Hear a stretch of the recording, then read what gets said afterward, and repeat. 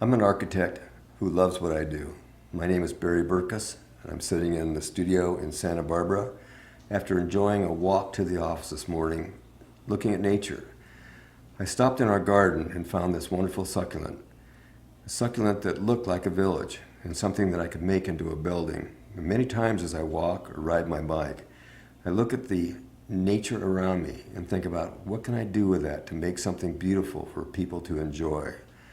I wrote a book once called Walking with the Eye, Architects, Artists, Parallels and Connections, the ability to really make things from what we see.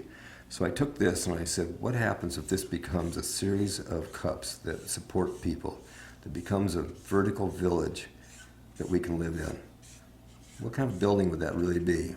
And I looked at the stem and said, if this became places where people could start building, where people could live on each one of these levels, it becomes the same thing that I'm looking at in the plant.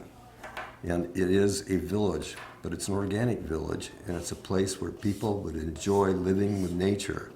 And the color of this plant is also something that was capturing me as I watched it and looked at it in the garden. It's going to go back to the garden. Being a succulent, it can be replaced and replanted. But it is a form that, in my mind, is something that would be wonderful to live in. And that's part of being an architect, continuing to exercise the mind and look at places to live and places to work and places that would become wonderful pieces of architecture based on what we see as we walk in the nature of place.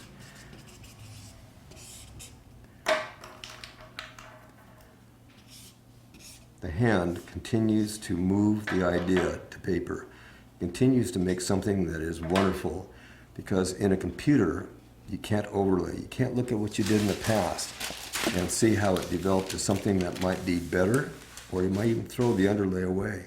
But it's something that architects always should look at. Look at the past, look what you've done, see how it starts developing into new ideas, see how the shadow forms start working in the shape and making the elements really become powerful pieces of architecture.